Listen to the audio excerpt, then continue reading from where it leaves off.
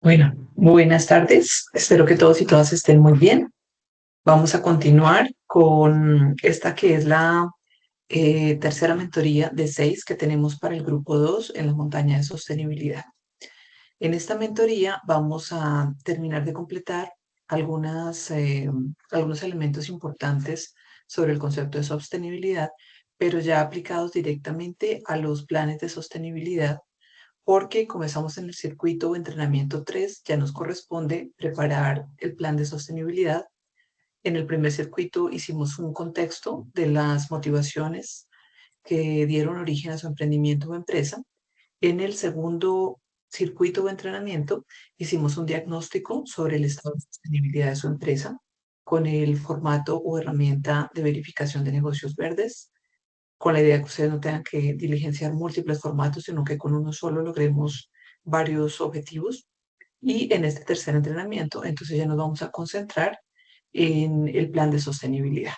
Entonces solamente tenemos 3 retos o 3 productos concretos en esta montaña de sostenibilidad y esos 3 productos van a quedar incluidos dentro de lo que será su plan de negocios, con el cual van a recibir una asesoría individual, personalizada, en la última fase de este proyecto Explora y Emprende, y con el cual también se van a poder presentar para concursar por algunos recursos de apoyo. Entonces vamos a dar inicio. Recuerden, me voy a quitar la cámara para mejorar la calidad de la llamada, reducir su peso. Recuerden que estamos trabajando a través de la plataforma de INDE, aunque ya nos informaron que algunos de ustedes tienen dificultades para acceder a ella y que hicieron una copia del curso para trabajarlo a través de Drive. Cuando estamos ingresando por INDE, entonces en cursos entremos a la montaña de sostenibilidad. Dentro de la montaña de sostenibilidad encontramos la introducción, el circuito 1 que ya pasó, el circuito 2 que ya pasó y ahora comenzamos el circuito o entrenamiento 3. Entonces en el circuito o entrenamiento 3 estamos en esta mentoría. En este circuito o entrenamiento ya no hay más cursos de Coursera, básicamente conmigo tuvieron uno, que eso sí es muy completo, de muy buena calidad. Entonces, en ese sentido, pues vamos eh, ya completando esa fase. En este caso, entonces, recuerden que al ser 5 grupos, ya estamos en el grupo 2. Me excusan de que aquí no esté guardada la fecha de hoy. Cuando ustedes le dan siguiente lección, van a encontrar la guía o el material con el que vamos a trabajar en esta mentoría.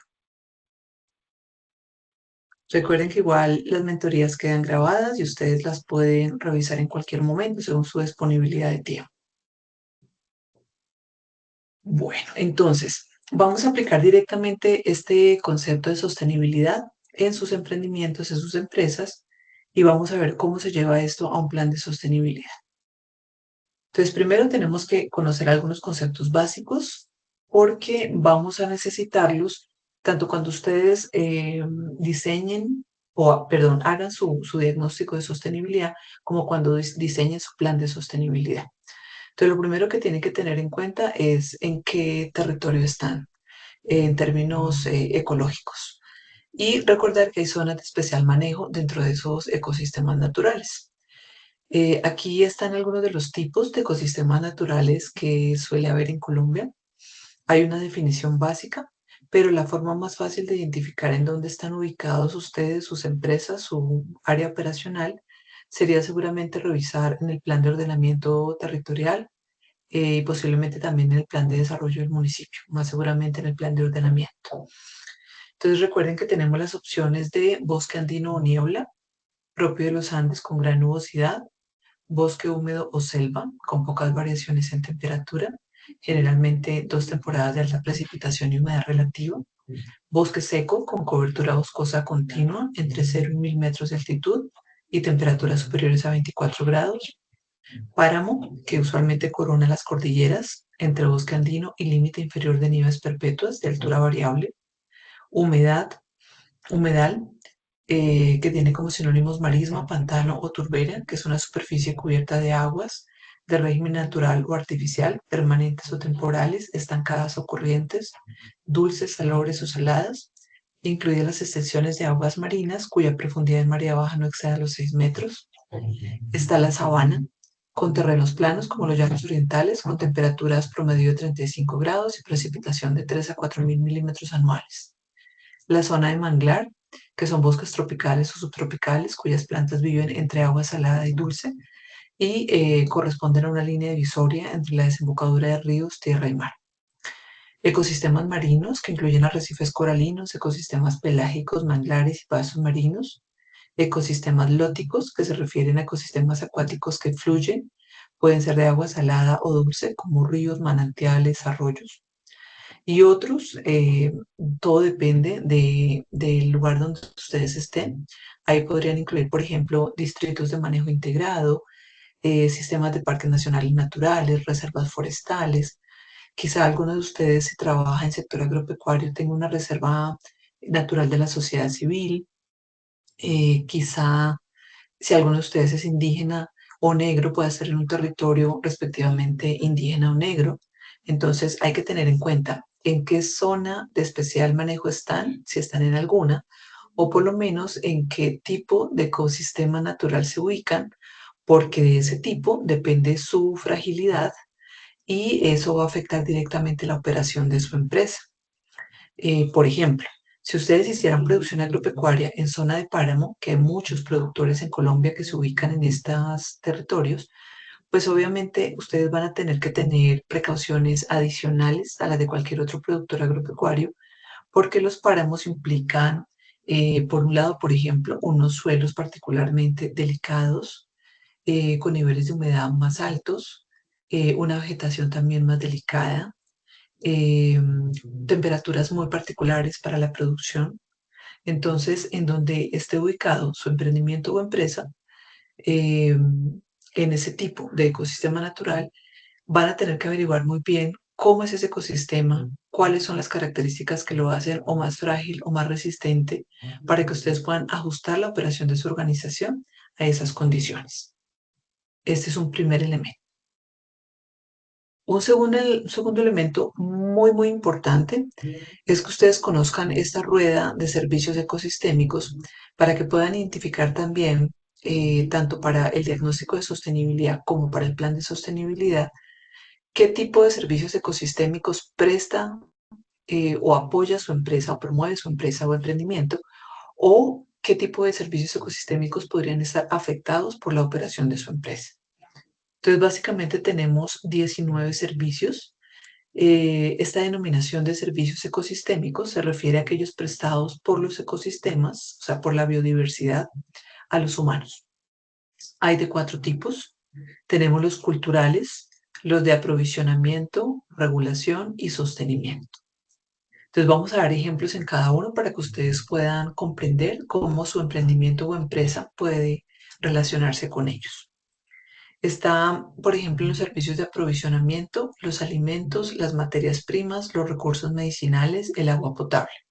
Entonces, si ustedes fueran un emprendimiento o empresa dedicado a la producción de alimentos, ustedes estarían participando en este servicio ecosistémico, pero de la misma manera tienen que asegurar que no haya detrimento de los bienes comunes naturales. Ya vimos ese concepto en la anterior mentoría, de manera que ustedes puedan seguir produciendo alimentos de manera constante, a pesar de hacer agricultura constantemente en ese predio o en esos predios donde estén trabajando.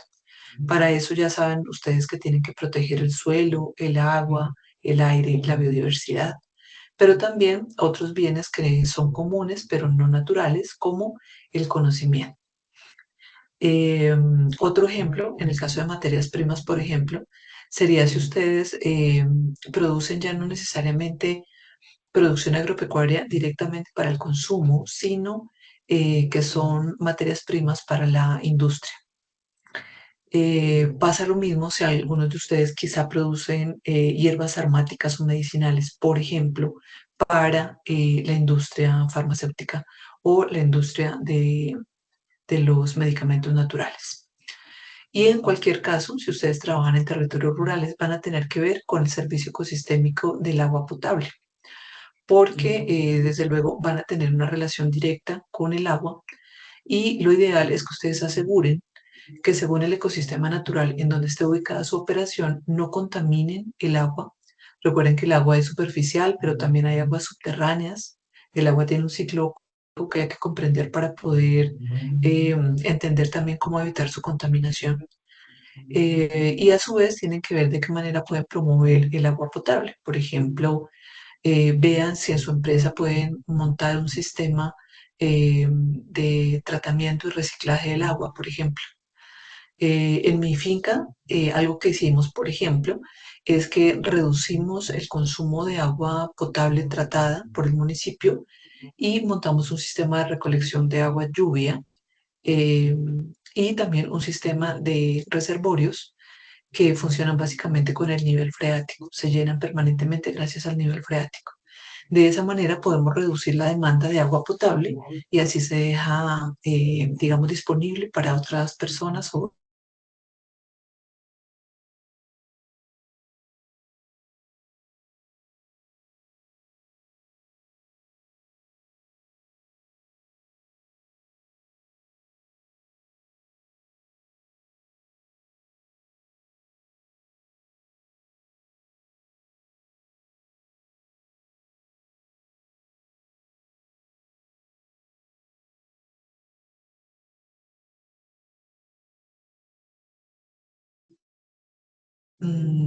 voy a revisar un momento porque ya parece que se había caído la llamada por un segundo.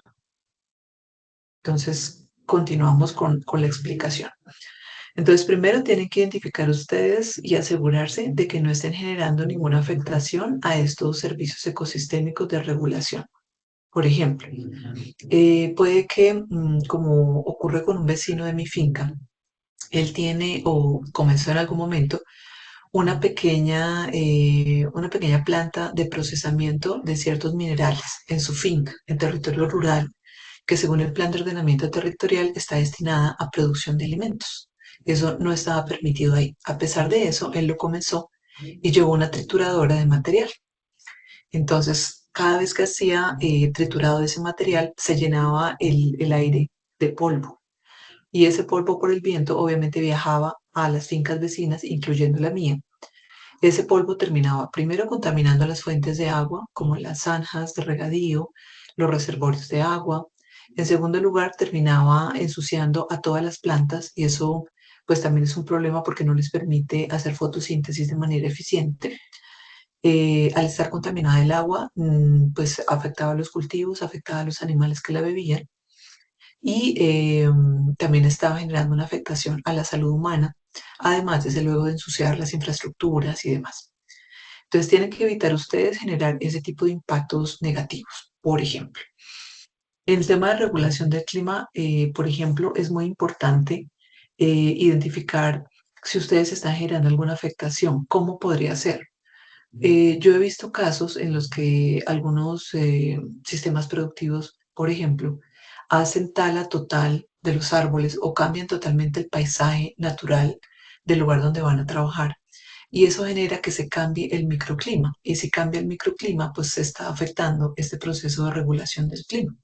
Nosotros hemos visto muy fácilmente cómo en fincas agroecológicas se preserva mucho más la humedad, hay una menor temperatura en casos extremos o una mayor temperatura también, dependiendo del momento del año, lo que permite, digamos, entender que esos sistemas que mantienen un paisaje natural, que son más ricos en agrobiodiversidad y en biodiversidad natural, logran mantener un microclima eh, que permite esta regulación a nivel local, muy importante.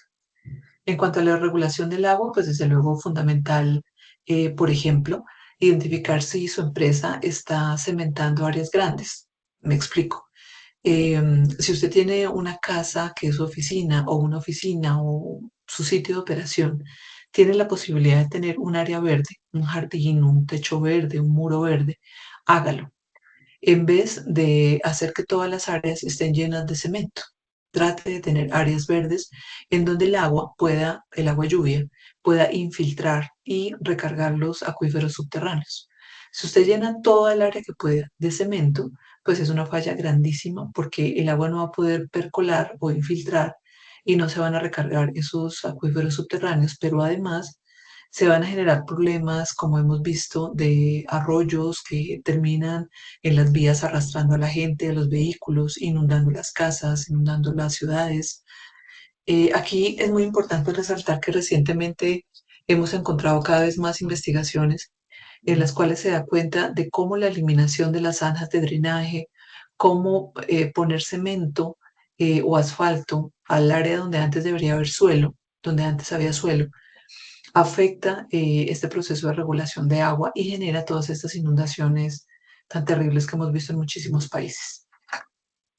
Si hablamos de regulación de la erosión, entonces acá nos referimos a esos procesos donde evitamos que el suelo quede desnudo y que quede expuesto al viento, al agua, a la maquinaria, a los animales, a tantos efectos externos que pueden hacer que se produzca erosión. Recuerden que un solo centímetro de suelo puede tardar en producirse 100 años. Entonces, necesitamos proteger ese suelo porque es del cual deriva la vida. Cuando hablamos de purificación del agua y tratamiento de residuos, entonces también es importante asegurar que su empresa no genere un mal manejo de residuos o no afecte los procesos de purificación de agua. Sobre todo acá importante, vamos a ver más adelante cuáles son las normas mínimas que ustedes tienen que cumplir en cuanto a manejo de residuos, que pueden ser sólidos, atmosféricos, líquidos. En el control de enfermedades, por ejemplo, es supremamente importante asegurar o promover la biodiversidad, así como asegurar que no se le hace ningún daño. Entonces, si ustedes con sus empresas pueden, por ejemplo, ya sea una empresa agropecuaria, promover la agrobiodiversidad, en donde la misma agrobiodiversidad o biodiversidad natural controle las plagas y enfermedades de los cultivos o ayude a controlar los de la producción pecuaria, o si ustedes no tienen una empresa agropecuaria o rural, sino una empresa urbana, donde ustedes promuevan por lo menos áreas verdes en los espacios urbanos que ayuden a controlar las plagas y enfermedades de esas mismas áreas verdes, es súper importante. En polinización ya se ha demostrado, es fundamental evitar el uso de pesticidas, de insecticidas específicamente, que afecten a los polinizadores, aunque los insectos no son los únicos polinizadores. Entonces también podríamos hablar de proyectos en donde sus empresas ayuden a conservar áreas verdes. Si su empresa puede tener una reserva de la sociedad civil o apoyar una reserva de una tercera persona, de una tercera empresa, sería muy interesante también. Bueno, entonces estos son algunos ejemplos de cómo podemos prevenir o también promover esos servicios ecosistémicos de regulación. En los casos de sostenimiento están básicamente tres: formación del suelo, fotosíntesis y ciclo de los nutrientes. Entonces acá, como ejemplos, está nuevamente el tema de no cementar todas las áreas, tratar de dejar áreas verdes, en la medida de lo posible procesar in situ, o sea, en el mismo lugar donde se producen los residuos sólidos orgánicos, disponer adecuadamente de los residuos sólidos inorgánicos, eh, asegurar la mayor cantidad de áreas verdes posible. Esto puede ser, como les decía, a través de jardines que ustedes tengan, o de huertas, de reservas propias o de terceros, pero también a través de techos verdes, muros verdes, etcétera. Promover el ciclo de los nutrientes, a que nos referimos, por ejemplo, al ciclo del nitrógeno, del fósforo, etcétera. Para eso lo que se debe hacer es que los residuos generados por la empresa se manejen y se dispongan adecuadamente. Si se generan manejos inadecuados, lo que se va a producir es, por ejemplo, depósitos de muchos de esos nutrientes que no van a permitir que esos nutrientes recirculen por donde deben recircular. ¿Sí? Es un ejemplo. Tenemos también servicios culturales.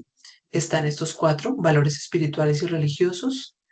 Acá, por ejemplo, es súper importante respetar esos territorios que las comunidades indígenas o negras consideran sagrados, consideran determinantes en su territorio, y como empresa evitar de ninguna manera eh, hacer algún tipo de intervención allí, sobre todo, pues desde luego si es sin la anuencia de estas comunidades. Pero también están los valores estéticos, cómo logramos mejorar el paisajismo de nuestras áreas rurales, de nuestras áreas urbanas. Eh, el verde en general, se ha demostrado que estas áreas verdes generan mucha calma mental, son muy importantes en la prevención y el tratamiento de enfermedades mentales, pero también en el tratamiento de ciertas enfermedades físicas. Ayudan a procesos de relajación. Las áreas verdes también producen oxígeno, capturan carbono, son hábitat de muchas otras especies, que por ejemplo los pájaros eh, con su canto también generan cierto relajamiento de las personas, entonces son muy importantes en ese sentido. También en términos de salud mental y física, como ya les comentaba, en términos de recreación y turismo también, muy importante incluso para las fincas hoy en día porque podemos hacer una combinación muy asertiva entre servicios de producción de alimentos y servicios turísticos.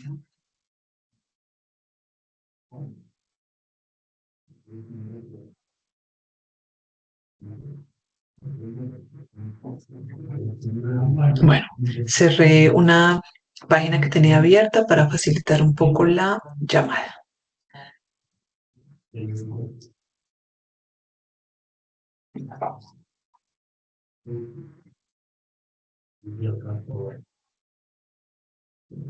Bueno, entonces recuerden que en este caso con la rueda de servicios ecosistémicos, lo fundamental es que ustedes puedan ver primero de qué manera previenen la alteración, la afectación de esos servicios ecosistémicos y que identifiquen si están haciendo alguna afectación en la fase del diagnóstico, que es el reto del entrenamiento 2 o del circuito 2 de formación de la montaña de sostenibilidad. Y en segundo lugar, que vean de qué manera pueden promover esos servicios ecosistémicos en el entrenamiento 3 en el reto que se denomina plan de sostenibilidad. Entre más servicios ecosistémicos puedan promover, pues desde luego mucho mejor en términos de sostenibilidad de la empresa. Bueno, recordar también lo fundamental que es que evitemos a toda costa, como empresas, estos paradigmas de productivismo y consumismo.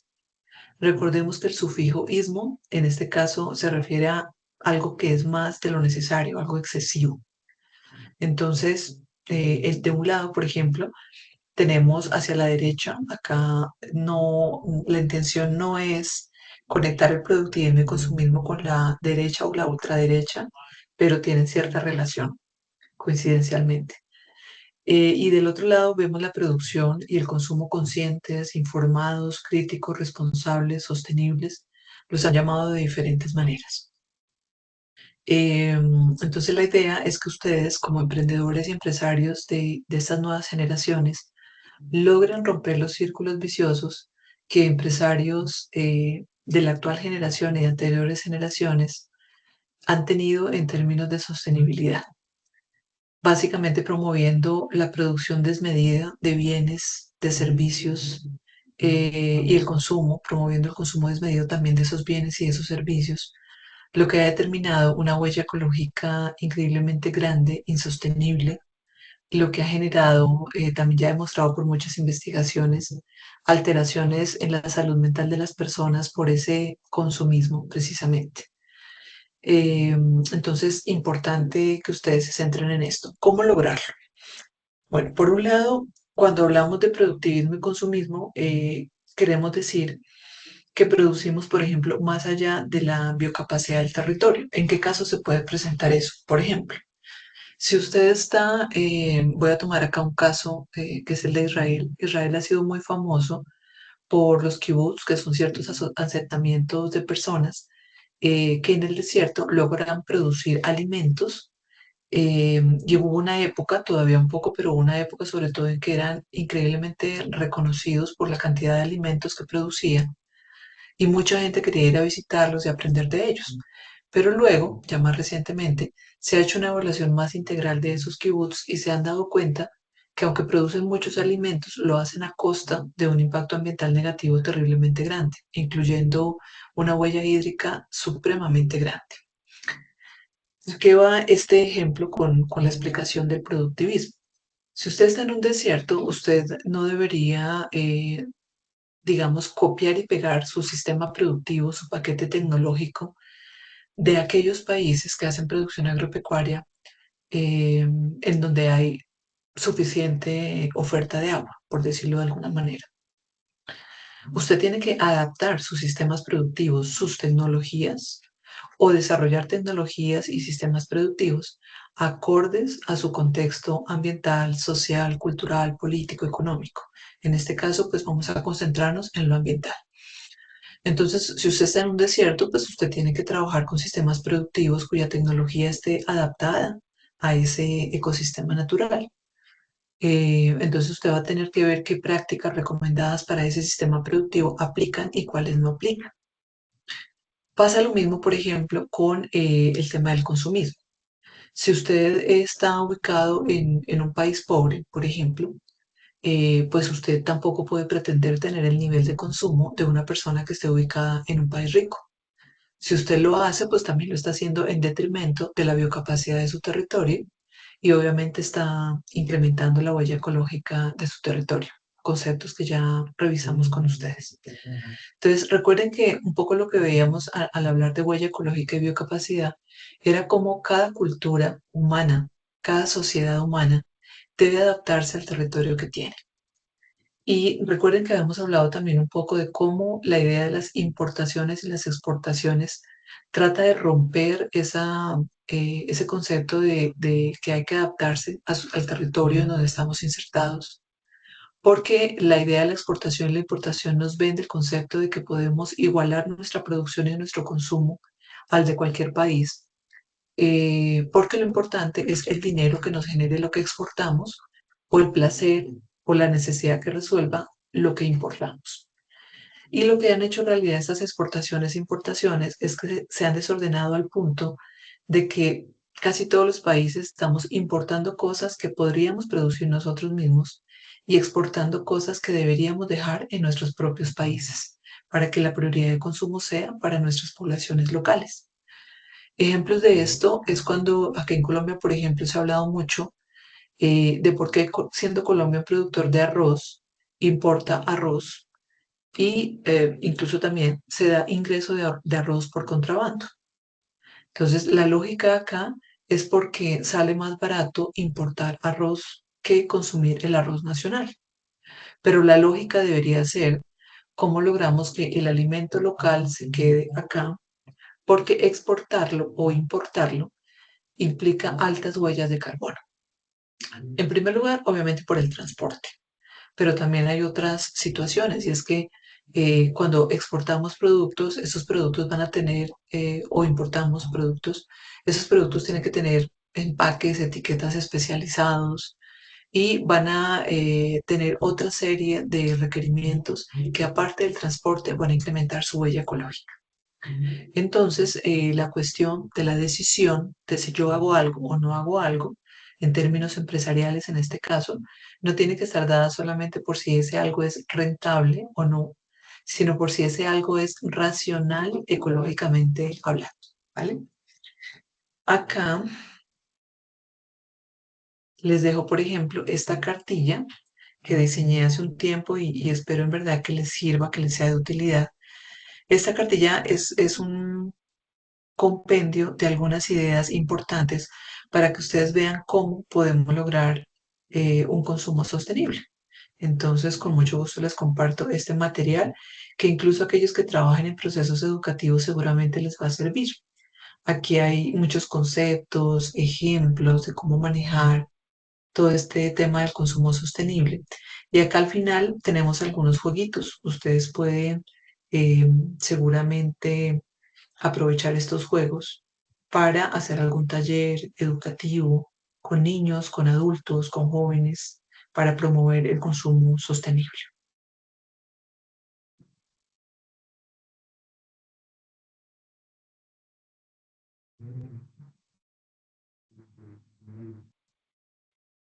Bueno, recuerden también aquí esa máxima de que no se trata de tenerlo todo para ser feliz, sino de ser feliz con lo que tenemos. Y no se trata con esta máxima de decirles a ustedes que sean conformistas, uno tiene que ser ambicioso. pero hay que saber en qué hay que ser ambicioso. Si buscamos realmente la sostenibilidad fuerte de todos nuestros sistemas, de nosotros, porque los seres humanos también somos un sistema, cada uno de nosotros y en su conjunto como población, pues realmente tenemos que volver a identificar nuevamente aquello que es realmente valioso. Valioso es tener tiempo para uno mismo, para su familia, para descansar, de manera que también podamos disfrutar del trabajo y no que lleguemos al punto de detestar el trabajo o de sentir que el trabajo es una carga. El trabajo también tiene que ser un medio de disfrute, un medio de goce para nosotros, no solamente una forma de ganarnos la vida.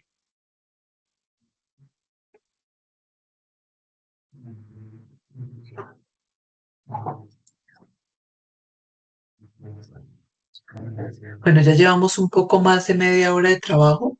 Lamento que por ahora no se haya vinculado nadie. Espero que se vinculen, porque lo ideal de estas mentorías es que pudiéramos tener un intercambio, ¿no? Que sea mucho más interactivo el proceso y que no sea solamente para ustedes ver las grabaciones de todo este proceso de formación que se ha diseñado para ustedes. Bueno, un siguiente elemento muy importante en su diagnóstico y en su plan de sostenibilidad es el tema de los gases efecto invernadero, la huella de carbono y todo lo que tiene que ver con mitigación y adaptación al cambio climático. Eh, Primero, recordar que GEI es la sigla para gases efecto invernadero y que esos gases efecto invernadero incluyen, por ejemplo, el CO2, que si bien se genera de manera natural por la respiración animal y la descomposición de la biomasa, o sea, por ejemplo, cuando caen los residuos de un bosque o de los residuos de cultivos y esos residuos se compostan o se pudren, dependiendo de en qué proceso ocurra, se genera CO2 de manera natural. Pero también se produce el CO2 por quema de combustibles fósiles y por reacciones químicas que ya son causa fundamentalmente del ser humano. El problema no es que se emita CO2, el asunto es qué tanto CO2 se emite y con qué tanta velocidad se genera, porque la Tierra, en general la naturaleza, tiene una gran capacidad de captación de ese CO2. Si ustedes recuerdan el concepto de fotosíntesis, básicamente ocurre captando CO2 para producir oxígeno, pero el problema es que si producimos demasiado CO2 y a una velocidad demasiado acelerada, pues no le vamos a dar tiempo a la naturaleza de procesar ese CO2 de manera asertiva. Y lo que va a ocurrir es que ese CO2 va a terminar depositándose como un residuo ya que se vuelve tóxico. Hay una máxima en toxicología que es todo es tóxico y nada es tóxico. ¿De qué depende? De la dosis.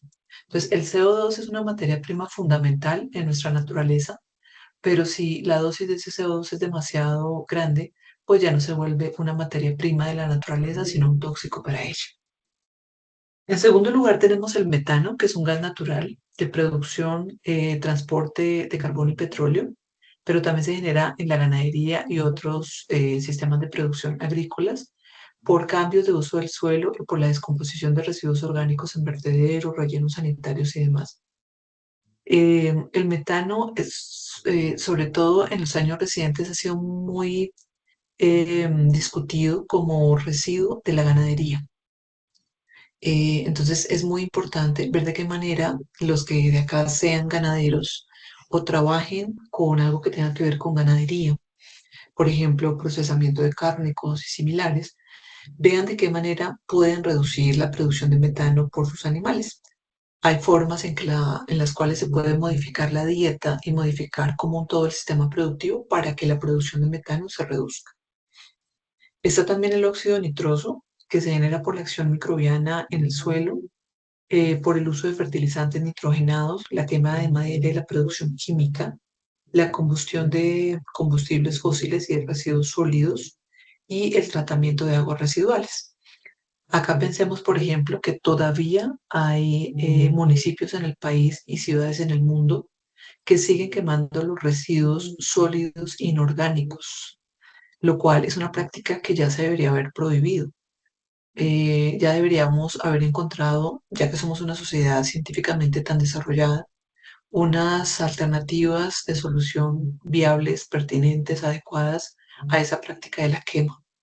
Si ustedes están en un lugar en donde todavía se practica quema, sea de residuos sólidos inorgánicos, plástico, papel, similares, por favor no lo hagan. Esa práctica es totalmente inapropiada. Incluso ahora que nos acercamos a fin de año, las quemas de llantas, la quema de años viejos, es una práctica que si bien culturalmente es muy bonita, comunitariamente es muy interesante, reúne a la gente, es motivo de alegría, etcétera.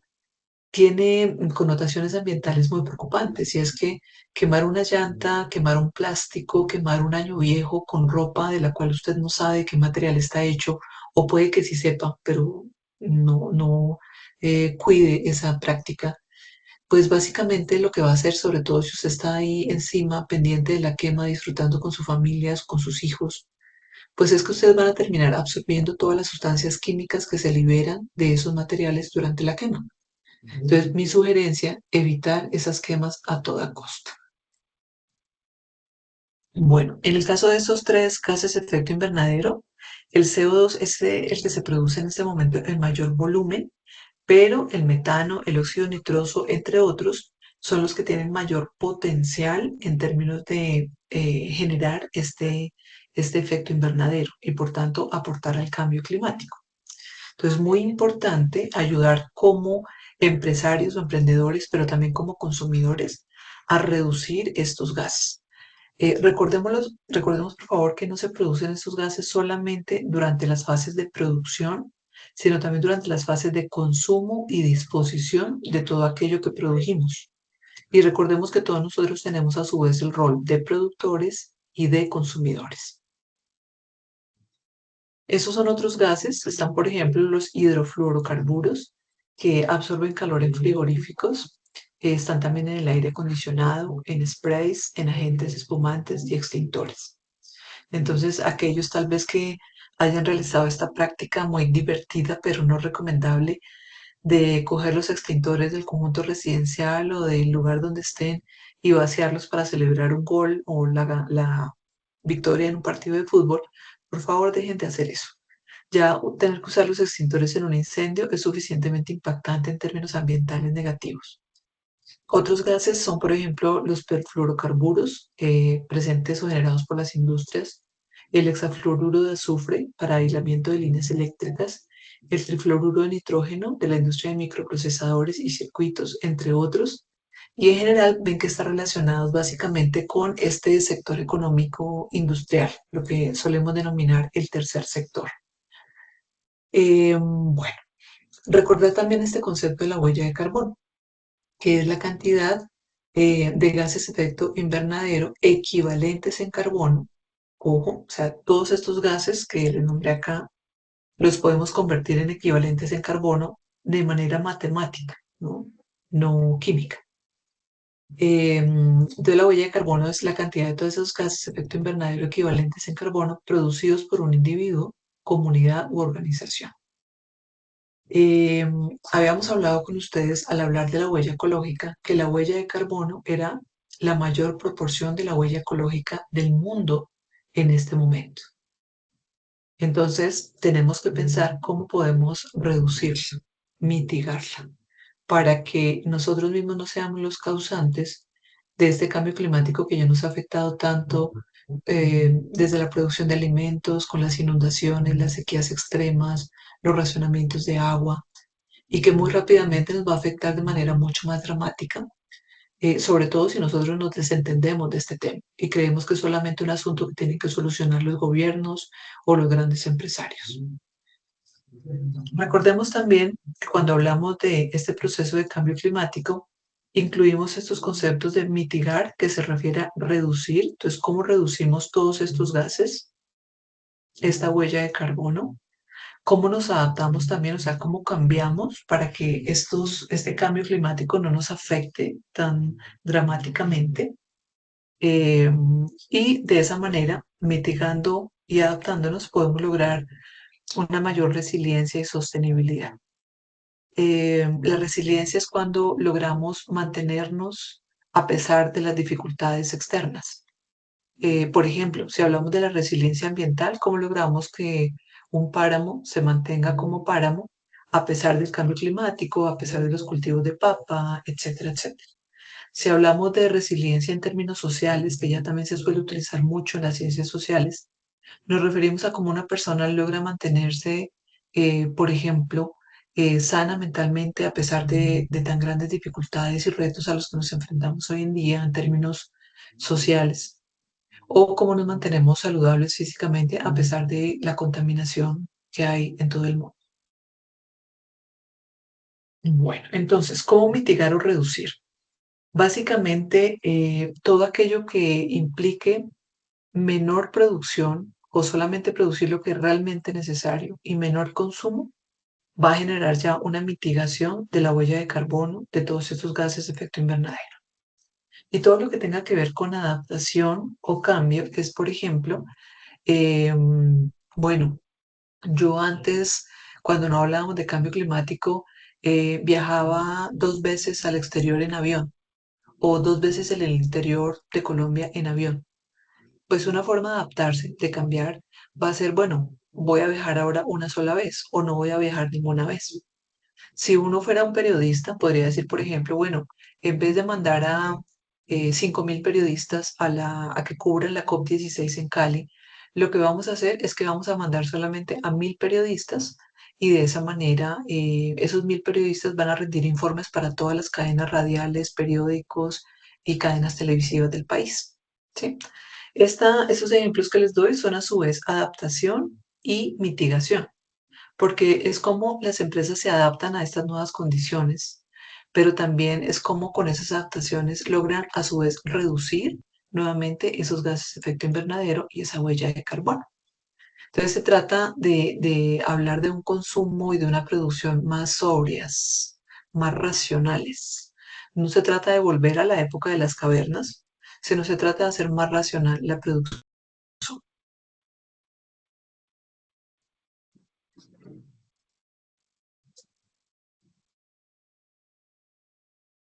Bueno, acá tenemos otros elementos muy importantes para tener en cuenta tanto en el diagnóstico como en el plan de sostenibilidad.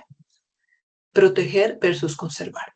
Proteger es como cuando cuidamos de algo, de factores externos e internos que lo pongan en riesgo. Por ejemplo, yo tengo un bosque, tengo una pequeña reserva en mi finca. Entonces yo lo que hice fue hacer la respectiva cerca para que proteja ese bosque, porque el bosque no tenía cerca cuando yo lo compré y porque mis vecinos son ganaderos y talan madera. Entonces yo no quiero que se me metan ahí a talar el bosque, ni quiero que el ganado se meta ahí a destruirlo o a afectar también a los animales silvestres que afortunadamente han logrado encontrar ahí un refugio. Entonces ahí yo lo estoy protegiendo, pero conservarlo es asegurar que lo protejamos en el tiempo. Entonces yo voy a estar protegiéndolo mientras yo esté. Luego tengo que ver de qué manera voy a lograr que a la persona siguiente que le corresponda cuidar este terreno siga manteniendo ese bosque. Entonces yo tendré que ver si heredo ese terreno a alguien o si lo dono a alguna fundación o etcétera, etcétera. Tengo que ver cómo lo logro. Entonces la conservación es un proceso que se da en el tiempo. El concepto de biodiversidad también es muy importante, sobre todo ahorita en el marco de la COP16. Básicamente se refiere a la diversidad biológica o de vida y que puede ser de tres tipos, genética, de especies y de ecosistemas. Ecosistemas, por ejemplo, como los que veíamos acá al inicio, todos estos son ecosistemas, ecosistema de manglar, un ecosistema lótico, ecosistema de páramo, etc.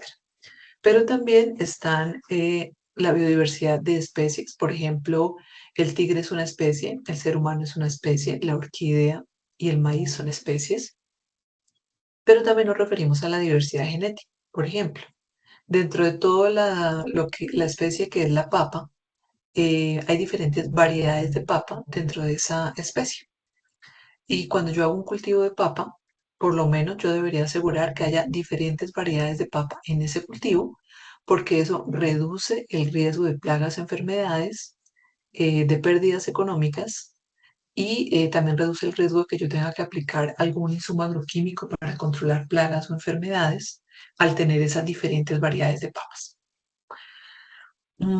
También hay investigaciones muy interesantes que han dado cuenta de cómo la diversidad genética silvestre, o sea, de los bosques, por ejemplo, es fundamental para la diversidad genética de la agricultura.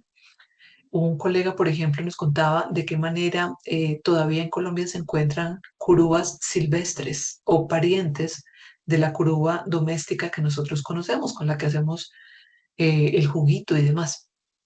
Y esa curúa silvestre es muy importante que siga existiendo, así nosotros no cosechemos sus frutos y no los comamos, porque esa curúa silvestre puede llegar a pasar genes a la curúa doméstica que la hagan más fuerte, más resistente a diversos factores. Puede ser a plagas, a enfermedades, a deficiencias del suelo, a dificultades climáticas, etcétera, etcétera. Está también la biodiversidad nativa y criolla. Entonces, acá supremamente importante de aclarar que la nativa es la que es propia de un territorio desde que se tiene registro, mientras que la biodiversidad criolla es la que se ha adaptado a ese territorio. Entonces, algunos ejemplos en biodiversidad nativa está el maíz, el frijol, mientras que la biodiversidad criolla, específicamente agrobiodiversidad, o sea, de la agricultura, están, por ejemplo, el café o los bovinos. El café no es originario de Colombia, las vacas tampoco. eh, la gran mayoría, posiblemente, de los alimentos en los cuales se basa la dieta colombiana y la dieta global no son nativos de los territorios en donde se produce. Por ejemplo, grandes, digamos, chocolateros en el mundo son los suizos, los belgas, y ellos no producen cacao.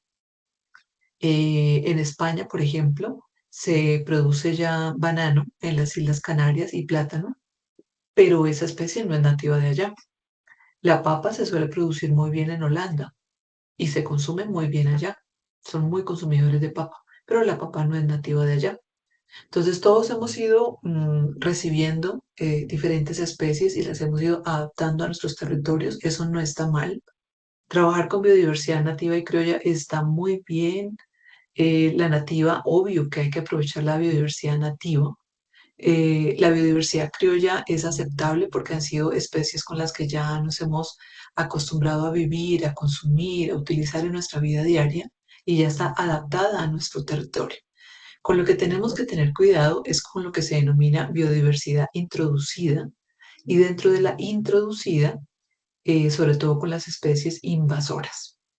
Aquí hay que tener mucho cuidado. Por ejemplo, y eso es muy importante para que ustedes como empresarios, por ejemplo, si ustedes van a tener un jardín, es un ejemplo tradicional, eviten especies como estas.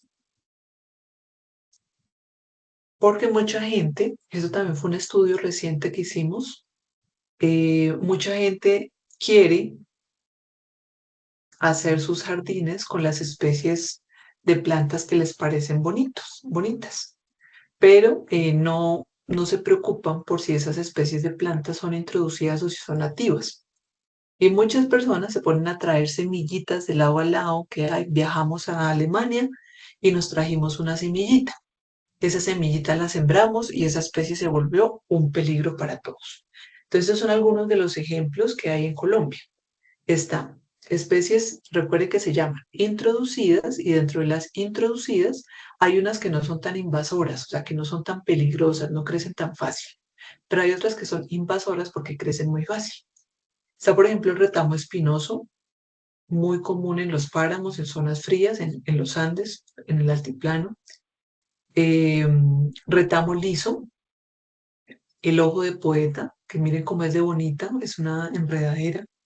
Este ojo de poeta es capaz de abrazar un árbol completo y tumbarlo o ahogarlo. El caracol gigante africano, el cangrejo rojo, el buchón de agua. Entonces veamos cómo tenemos todas estas especies. Hay una también muy reciente de la que se ha discutido mucho, el pez basa. Este pez lo trajeron sin autorización ambiental a Colombia, lo están creando desde hace muchos años porque al parecer es muy rentable. pero esta especie come de todo y ya está en diferentes cuerpos de agua naturales del país. Entonces, esto también se considera una especie introducida e invasora, ¿vale? Hay un caracol que seguramente ustedes también han visto. Este también es un caracol introducido, se introdujo con fines de producción para consumo humano. Ese es el tan famoso escargot en Francia, en Europa. Y si ustedes han sido observadores, seguramente lo han encontrado en cualquier huerta o jardín de Colombia. Ya está presente en casi cualquier lugar de Colombia. Es una especie, podríamos decir, ubicua en Colombia. Y es muy difícil de controlar porque tiene tres estrategias muy peligrosas. Hacen estivación, que es durante el verano, se pueden esconder bajo el suelo, hibernación, que es durante el invierno, y son hermafroditas. Y además producen una cantidad de caracolitos con cada puesta de huevos increíble. Entonces hay que evitar diseñar jardines con esas especies invasoras. Si ustedes trabajan en una empresa donde tengan un jardincito o si ustedes se dedican a hacer jardines, si se dedican a hacer producción agropecuaria, mucho cuidado entonces con la zoocría, que es la cría de animales no convencionales, como por ejemplo estos caracoles, o por ejemplo los avestruces, que tampoco son nativos de Colombia, o los búfalos, que tampoco son nativos de Colombia, etcétera, etcétera. Muy importante también el término cultura, que es la representación de nuestra relación con los demás humanos y con el ambiente en general. En general, podríamos decir que la cultura global en este momento es, reutilizando estos términos, productivista, consumista, y que vemos al resto de la naturaleza, que con esto quiero decir que permanentemente debemos recordar que somos parte de la naturaleza. Nosotros vemos al resto de la naturaleza como si nosotros fuéramos los dominadores, los dueños, y como si el resto de la naturaleza fueran recursos para nosotros, no seres vivos que también tienen derecho a vivir y a existir.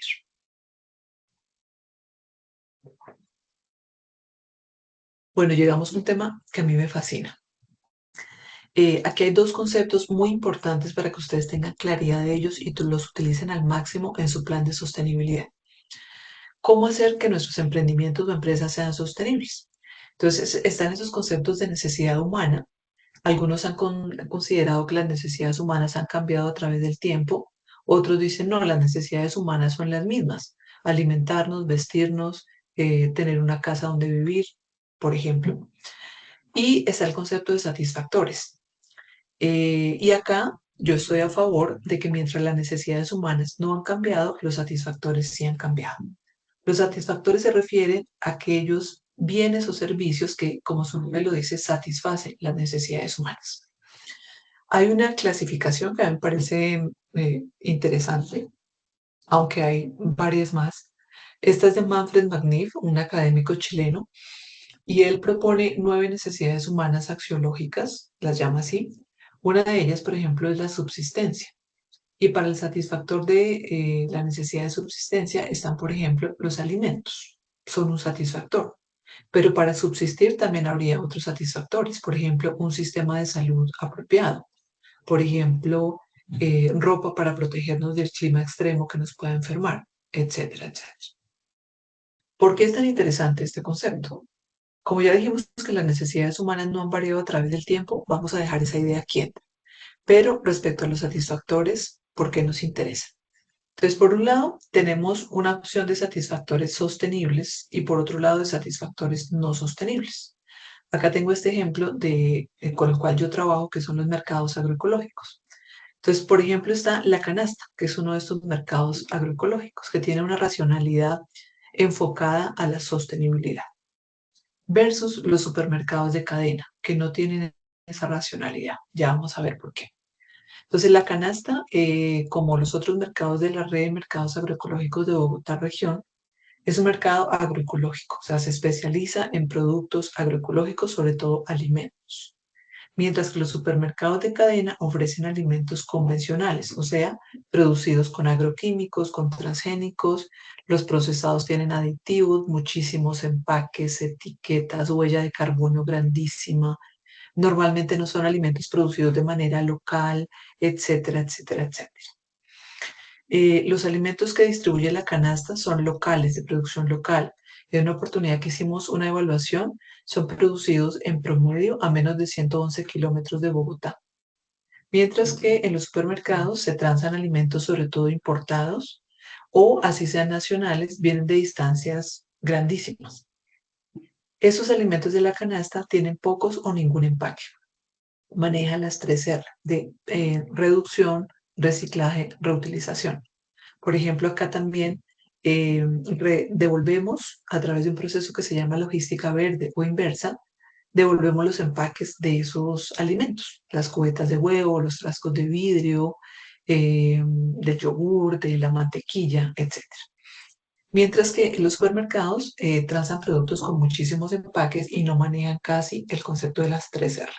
Apenas algunos productos muy recientemente lo están incluyendo. La canasta, como los otros mercados agroecológicos, son solidarios. Su enfoque es generar ingresos dignos y estables para los productores y ofrecer una alimentación saludable a las personas, promoviendo la agroecología, el consumo sostenible, la economía solidaria. El enfoque, en cambio, de los supermercados de cadena es hacer dinero. Los mercados agroecológicos ofrecemos alimentos frescos o con mínimo procesamiento, mientras que los supermercados de cadena ofrecen sobre todo ultraprocesados.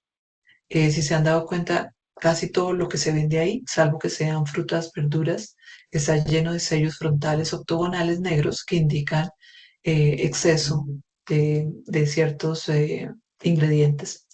Y en la gran mayoría de los casos, pues muchos de los ingredientes utilizados son nocivos para la salud humana.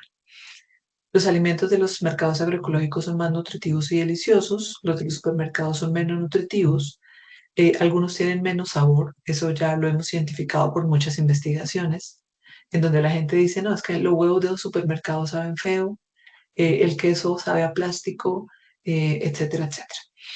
Eh, Nuestros alimentos son inocuos, los alimentos de esos supermercados por el hecho de que son ultraprocesados y tienen muchos de estos sellos octogonales, casi todos a veces consideramos, y ya se ha demostrado en muchos espacios, que son peligrosos.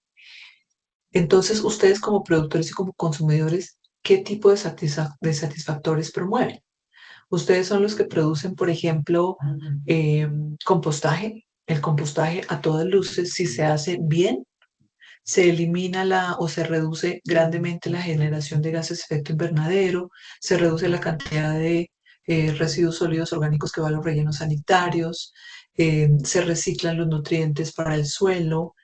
Eso sería un satisfactor sostenible, una empresa que haga compostaje.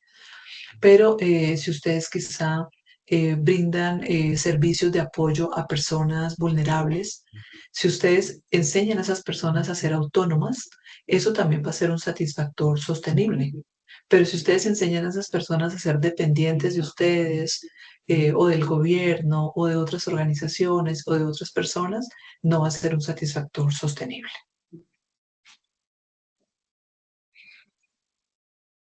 Bueno, y también es muy importante como estrategia de sus empresas ser coherente. Entonces acá yo les voy a decir todo lo contrario a lo que se enseña en muchos casos en otras ciencias y es a venderse de una manera cuando uno es de otra manera. Mi propuesta con ustedes es, por el contrario, ser coherentes y mostrarse coherentes.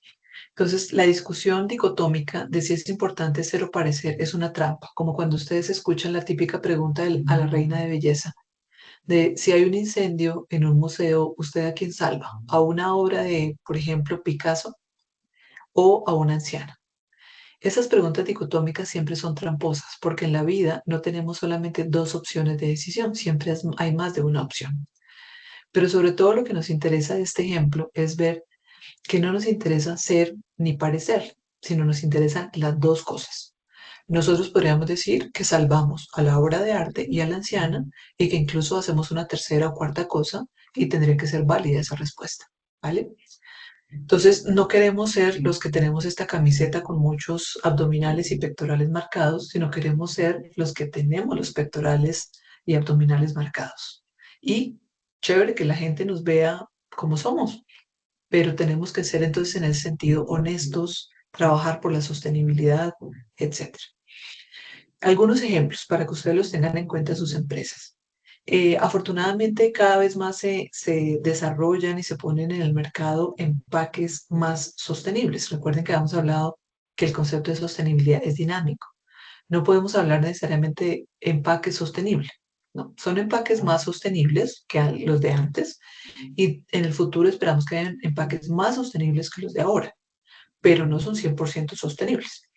Entonces acá tenemos un ejemplo. Yo tengo un amigo, varios, pues más de 200, por lo que trabajo en agroecología, que queremos empacar nuestros productos en empaques idealmente biodegradables.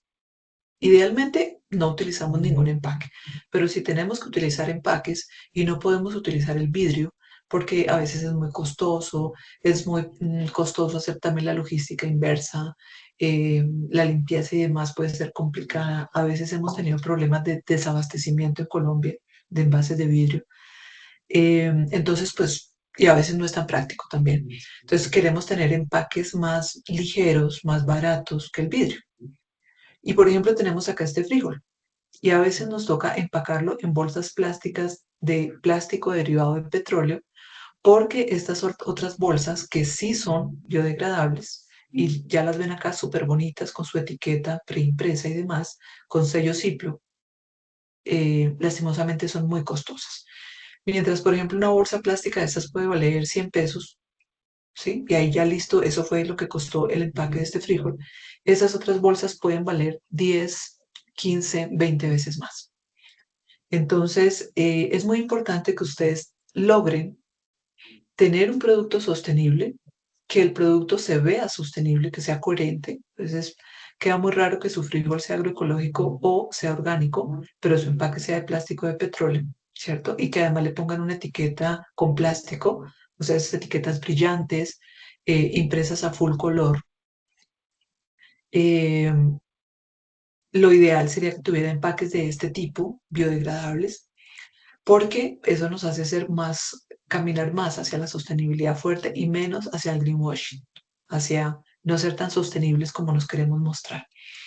Pero resulta que igual ustedes tienen que tomar decisiones. Un emprendedor, un empresario, todas las personas tenemos que tomar decisiones.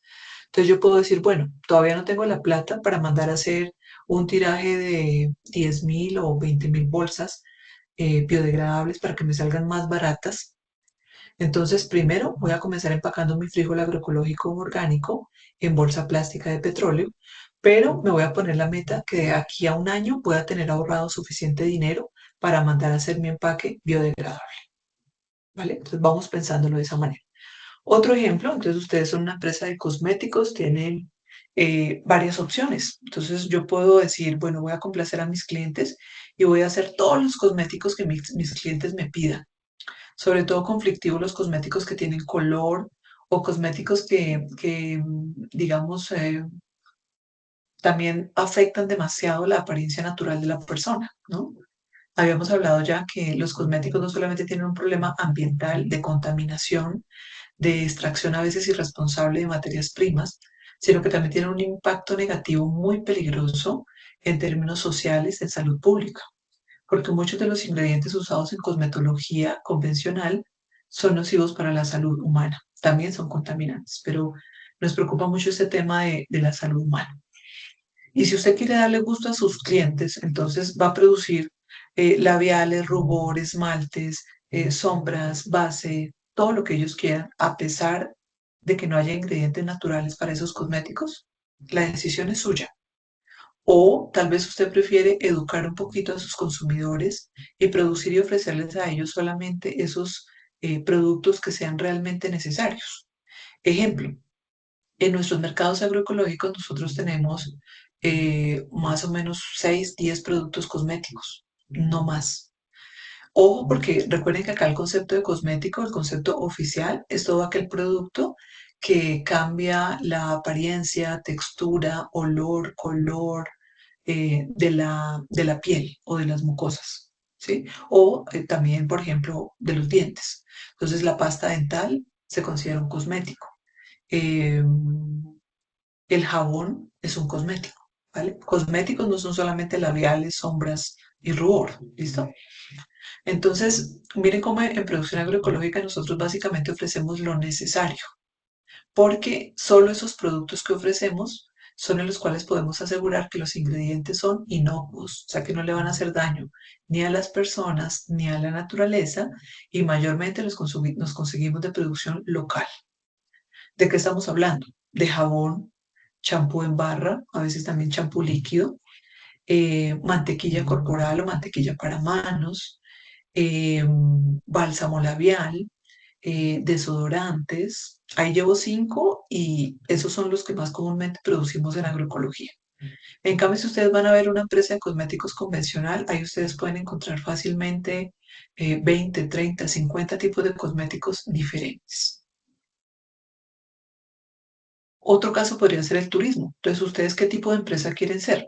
La que ofrece planes turísticos en donde el consumidor es responsable con su consumo, en donde la empresa no va a generar una huella ecológica muy grande, o prefieren ser la empresa turística que por ganar dinero va a ofrecerle al cliente lo que el cliente quiera y va a hacer que ese cliente sea indeseado por las ciudades que lo reciban, porque es que ese cliente gasta mucha agua, genera muchos residuos, es sucio, llega y se roba las cosas que hay ahí, semillas, piedras, conchas de mar, trata mal a la gente.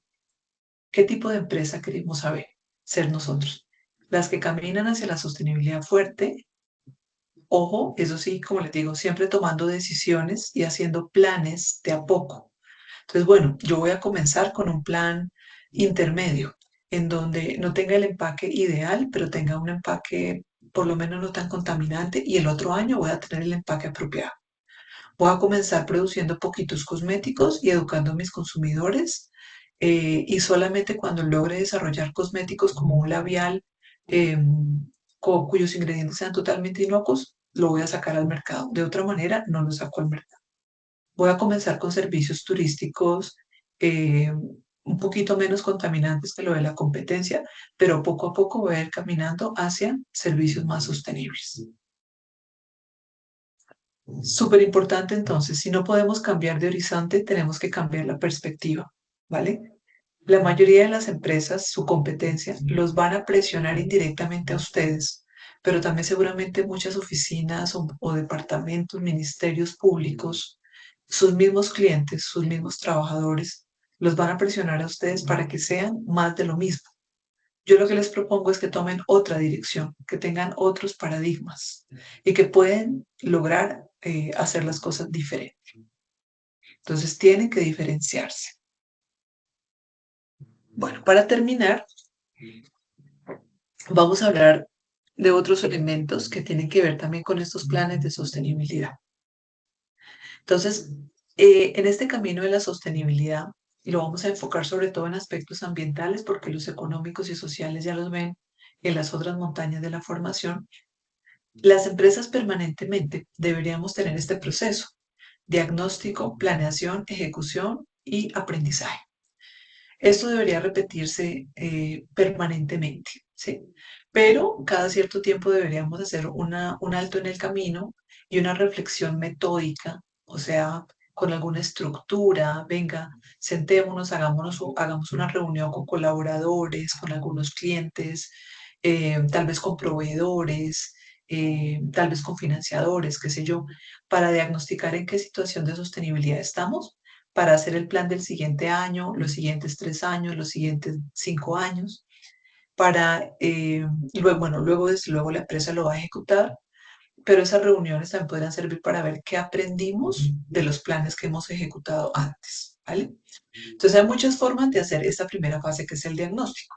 Ya en nuestro caso dijimos que lo vamos a hacer con la herramienta de verificación de negocios verdes, las 3 primeras pestañas. Pero también podríamos hacer un diagnóstico diciendo, bueno, qué normativas ambientales estamos cumpliendo y cuáles no. Hay otra metodología que es la matriz de Leopold. Ahorita les voy a mostrar un pedacito que les puede servir. También podríamos aplicar el análisis de ciclo de vida y hay muchas otras metodologías. Yo les mostré una la mentoría pasada, que incluía balances energéticos y balances económicos, por ejemplo, que hacen parte de análisis de sistemas. Y luego vamos a ver algunos elementos de que podemos planear y ejecutar. Por ejemplo, algunos elementos sobre energía y materiales, los conceptos de prevención, mitigación y compensación, economía circular, ecodiseño, planes de gestión integral de residuos sólidos, mercados alternativos. Y en la siguiente mentoría mañana vamos a hablar de evaluaciones de conformidad y buenas prácticas. Primero, normatividad. Súper importante que ustedes identifiquen qué normatividad ambiental, aparte de la normatividad tributaria, laboral, etcétera, deben cumplir. Estos solo son algunos ejemplos. Primero, seguramente alguna normatividad de acceso a bienes comunes naturales les aplica. Aquí hay un ejemplo, el decreto 1541 del 78, por ejemplo, en su artículo 36, dice que todas las personas requieren concesiones de agua para acceder a ella. Entonces, si ustedes son un sistema de producción agropecuaria, sobre todo si son un sistema de producción piscícola, pues ustedes van a tener que tener una concesión. O sea, si ustedes tienen un sistema de recolección de agua, de agua lluvia, no necesitan concesión de aguas. ¿Sí?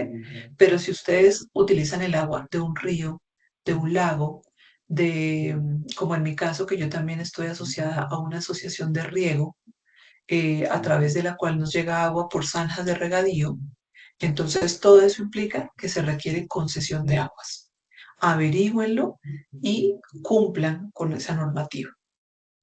En segundo lugar, hay, por ejemplo, normatividad relacionada a las actividades de producción, servicios, procesamiento y otras actividades que se consideran misionales de la empresa. Un ejemplo es la resolución 187 del 2006 del Ministerio de Agricultura y Desarrollo Rural, que es la resolución o una de las resoluciones de producción orgánica, ecológica o biológica de Colombia. Entonces ahí, por ejemplo, el artículo 3 nos indica que es un producto orgánico. Y acá, por ejemplo, conociendo esa norma, podemos saber que la norma existe en Colombia para alimentos, para destinación humana, pero todavía no hay una norma en Colombia para, por ejemplo, cosméticos orgánicos. No existe. Tampoco para alimentos destinados para animales, etcétera, etcétera. Entonces, miren lo importante que es conocer todas estas normativas, las que les apliquen a ustedes. Tenemos también muchas normas sobre disposición de residuos. Está, por ejemplo, la resolución 2184 del 2019 del Ministerio de Ambiente y Desarrollo Sostenible, que en su artículo 4 establece los colores de las bolsas o canecas para hacer la separación de residuos en la fuente. Esto lo tienen que cumplir todos ustedes, absolutamente todos lo tenemos que cumplir, tanto en nuestras oficinas, empresas, en nuestros hogares también. Ya luego para el transporte de los productos también hay normas, por ejemplo el decreto 616 del 2006 indica cómo se tiene que transportar la leche cruda, en qué temperatura, en qué condiciones de higiene, etc. También en las fases de comercialización y distribución está, por ejemplo, la resolución 2310, que incluye el reglamento técnico andino para etiquetado. Si usted produce cosméticos y no conoce esta norma, pues en algún momento pueden incluso decomisarle sus productos. Entonces, primera tareita, conocer cuál es la normatividad que les aplica. Bueno, hoy quedó triste porque hoy no se conectó nadie. Ya en la anterior mentoría habíamos tenido algo de asistencia. Este es otro ejemplo de cómo se puede hacer este diagnóstico o cómo pueden utilizar estas metodologías para su diagnóstico, pero recuerden que estamos haciendo básicamente uso de la herramienta de verificación de negocios verdes. Esta yo lo utilizo mucho, se llama matriz del Leopold, esta es solamente una parte de esa matriz. Entonces, lo que nos indica esta matriz es que podemos en una primera columna señalar las actividades que hace nuestra empresa, luego los efectos negativos y luego los impactos negativos. El efecto es una fase intermedia o previa al impacto negativo. Entonces, por ejemplo, uso de combustibles fósiles. Esa puede ser una actividad de mi empresa, ¿sí? Casi todos usamos combustibles fósiles, sea porque tengamos un carro particular para nosotros movernos, sea porque tengamos un carro de la empresa para mover los productos, sea porque ese carro no sea particular sino público, igual estamos haciendo uso de combustibles fósiles. El efecto sería la emisión de gases de efecto invernadero y otras emisiones. El impacto sería aporte a cambio climático y mala calidad del aire, por ejemplo, ¿vale? Entonces, es muy importante que ustedes identifiquen sus actividades, qué impactos negativos están generando y luego los tengan en cuenta en su plan de sostenibilidad, ¿vale?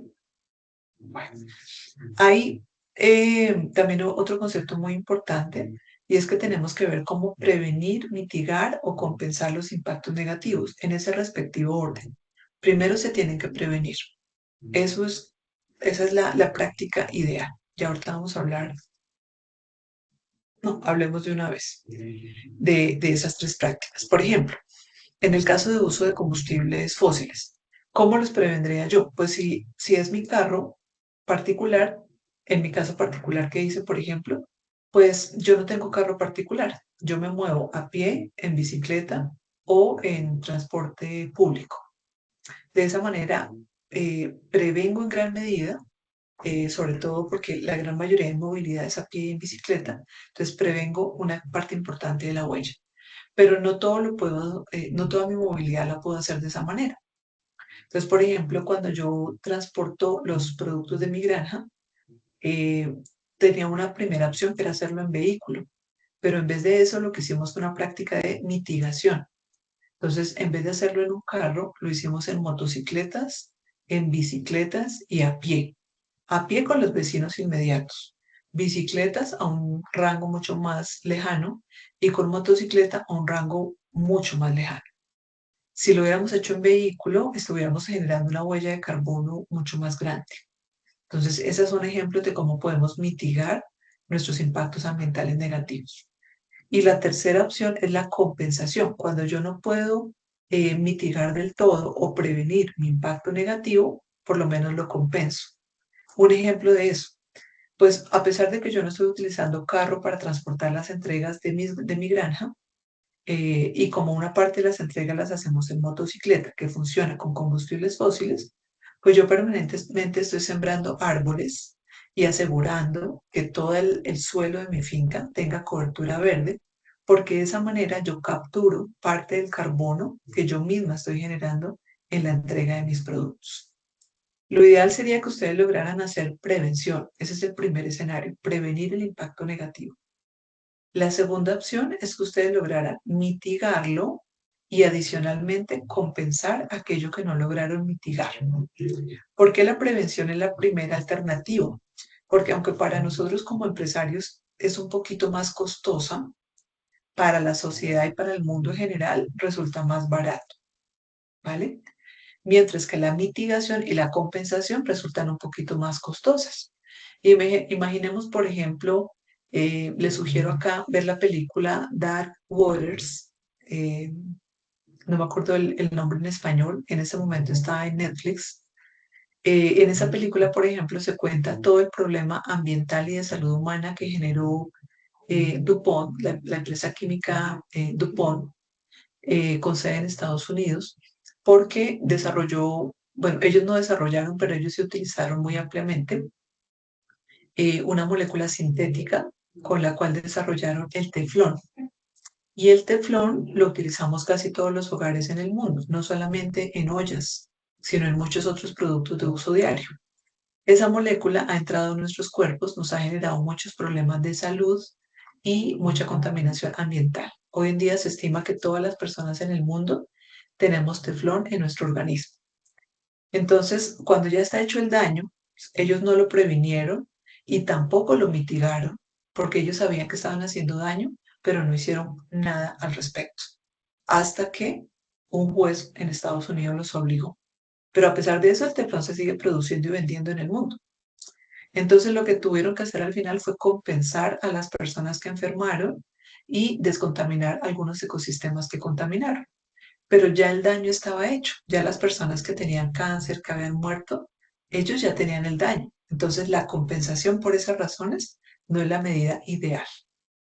En muchos casos vamos a tener que hacer mitigación y compensación porque lamentablemente ser competitivo en el mercado es difícil si se quiere, si ese es el paradigma que ustedes tienen, eh, porque la gente prefiere, hay que decirlo, un producto que, por ejemplo, la haga ver más bonita, así no sea tan saludable. Hay que decirlo, esa es la realidad.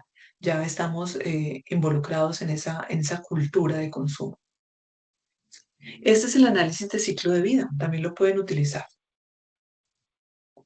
Como su nombre lo dice, entonces es una evaluación en donde yo analizo de dónde salen los materiales y energías que yo utilizo.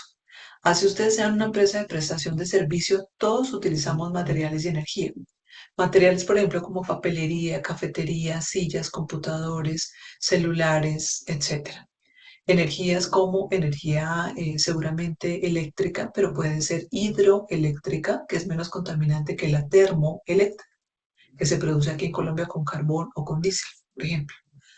Entonces, todos utilizamos materiales y energías, algunos más que otros. Luego viene el transporte de esas materias primas, la producción o prestación del servicio, otra vez el transporte de ese producto terminado, el consumo o uso de ese producto o servicio, su disposición y el ciclo vuelve a comenzar. Pero nosotros tenemos que ser quienes más conozcamos el ciclo de vida de nuestros productos, ¿vale? Aquí está la normativa de referencia y ojo, no hay que confundir este análisis del ciclo de vida con el ciclo de vida evolutivo de un producto. Son cosas diferentes. El ciclo de vida evolutivo de un producto se refiere a cuando un producto nace, se posiciona muy bien en el mercado, luego tiene una declinación y luego muere. Por ejemplo, un computador o un televisor de esos gigantes que había antes, de los que no eran de pantalla plana. Esos televisores nacieron, tuvieron su auge, luego comenzaron a ser reemplazados y luego definitivamente desaparecieron. Ese es el ciclo de vida evolutivo de un producto. Mientras que el ciclo de vida, en este caso para el análisis ambiental, es este que les estoy explicando. ¿Vale? Ejemplos. Este es para un producto de turismo, ¿sí? Entonces, primero tenemos que ver de dónde salen los materiales y energías que utilizamos. Entonces, el petróleo que utilizamos en nuestros vehículos o en los vehículos de terceros para transportar a los turistas es producido en Colombia, es producido o es importado, es gasolina o es diésel, porque el diésel es más contaminante que la gasolina, o los vehículos son eléctricos. ¿Mm? El papel que utilizamos en nuestro hotel, por ejemplo, es papel blanqueado o es papel de color natural, es papel de origen de caña o de madera, es importado o nacional. Luego, ¿cómo se presta ese servicio? Entonces, nuestras habitaciones, nuestra infraestructura es eficiente para consumir una pequeña cantidad de energía en ventilación, en iluminación, o tiene un alto consumo de energía.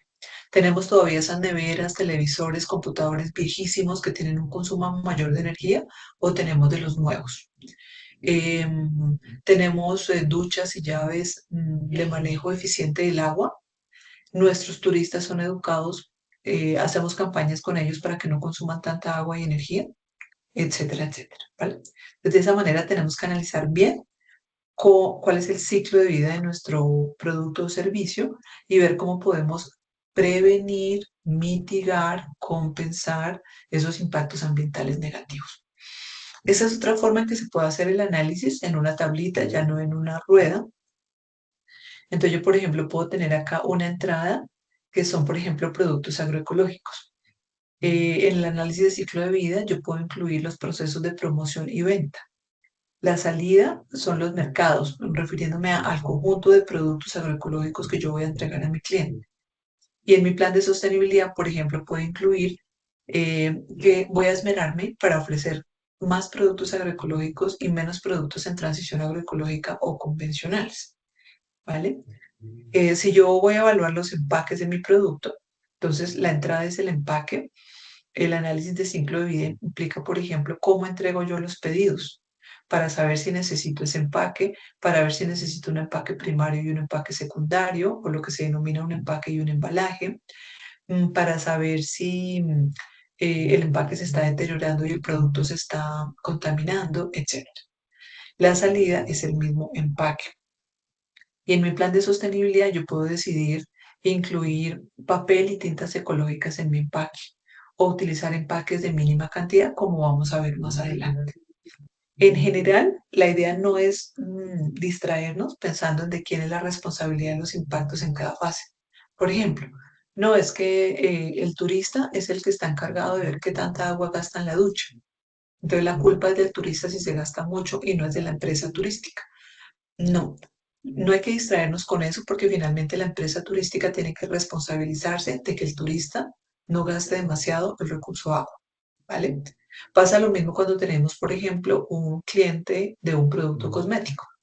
Si el cliente recicla el envase de ese producto cosmético, pero en todo caso el envase está untado con un poquito del cosmético y ese envase no se puede reciclar finalmente. Por esa razón, ¿de quién es la culpa?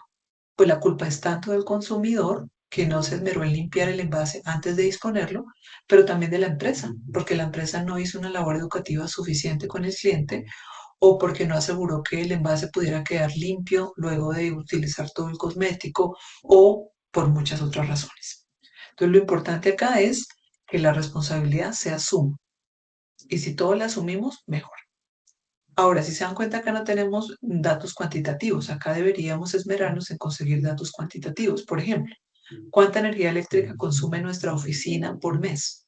80 kilovatios.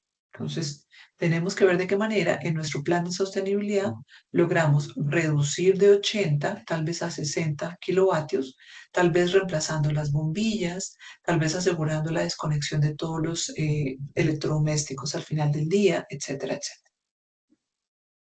Esa es otra forma de hacer su evaluación y de utilizar estos conceptos en su plan de sostenibilidad.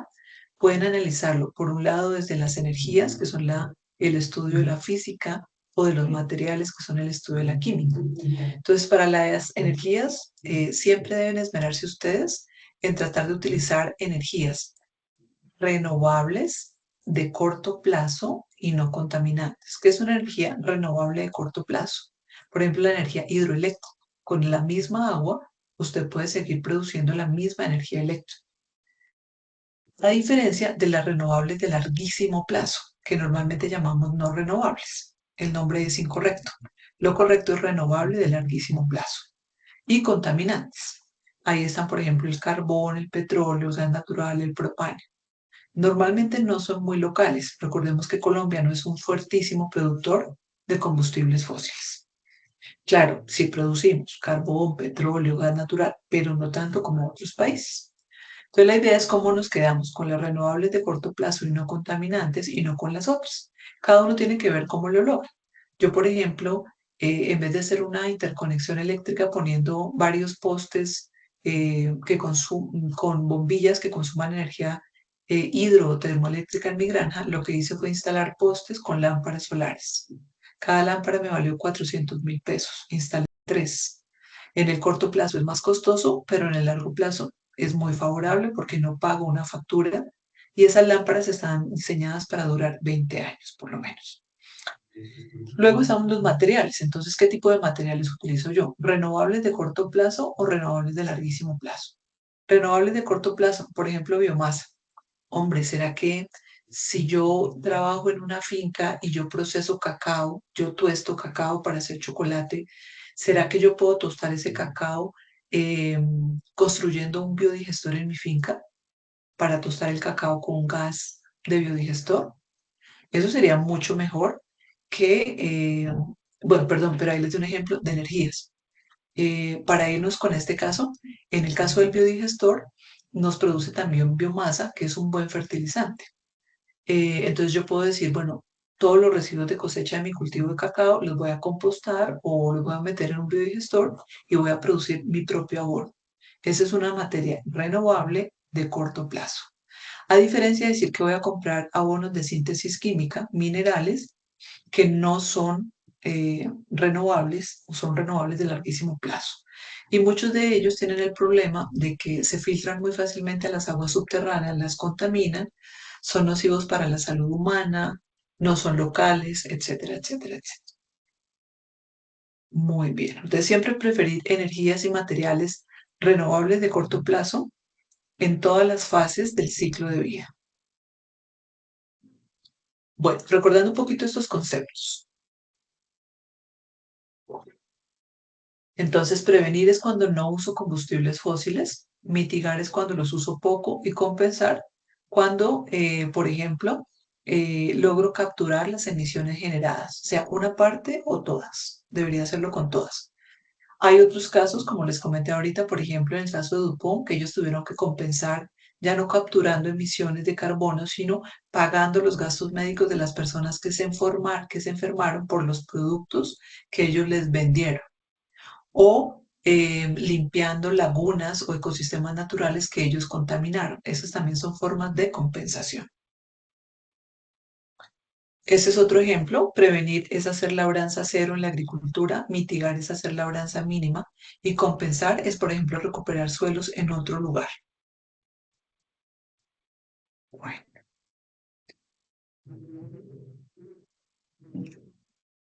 Otro concepto importante a tener en cuenta es la economía circular, cómo la pueden utilizar en sus planes de sostenibilidad. Básicamente, actualmente la economía es lineal, o sea, extraemos bienes comunes naturales, que puede ser biodiversidad, puede ser materias primas para alimentos, para cosméticos, etcétera. Las utilizamos para generar algún producto, lo vendemos y luego los consumidores desechan ese producto y va a un relleno sanitario. No se recirculan los nutrientes. Por eso decimos que actualmente la economía es lineal.